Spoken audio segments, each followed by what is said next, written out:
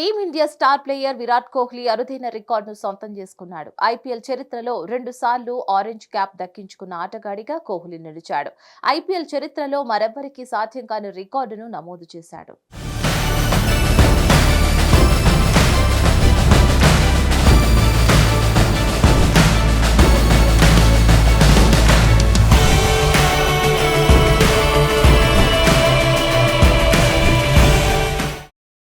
రికార్డులు క్రియేట్ చేయడం విరాట్ కోహ్లీకి సర్వసాధారణంగా మారింది.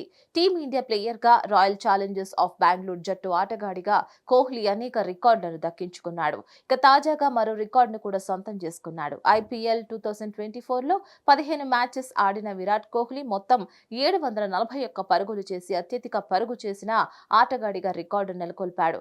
అందులో ఒక సెంచరీతో పాటు 5 హాఫ్ సెంచరీలు కూడా ఉన్నాయి.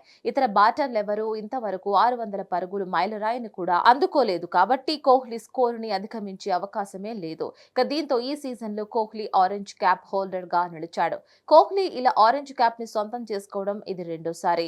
2016లో జరిగిన ఐపీఎల్ టోర్నీలో 973 పరుగులు చేసి ఆరెంజ్ క్యాప్ సాధించాడు.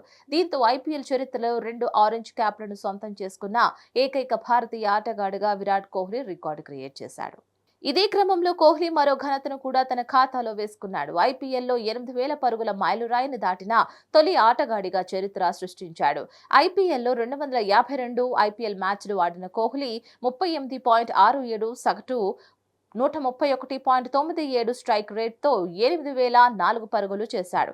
అందులో 8 సెంచరీలు, 55 హాఫ్ సెంచరీలు ఉన్నాయి. దీన్ని బట్టి కోహ్లీ ఈ ఐపీఎల్ ప్రారంభం నుంచి ఎంత నిలకడగా తన ప్రదర్శన కొనసాగిస్తున్నాడో అర్థం చేసుకోవచ్చు.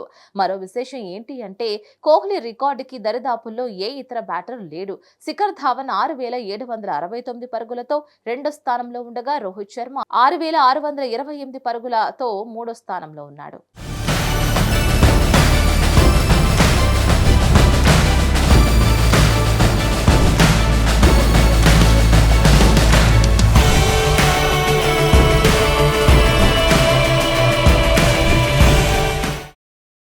మరిన్ని అప్డేట్స్ కోసం stay tune to hit TV.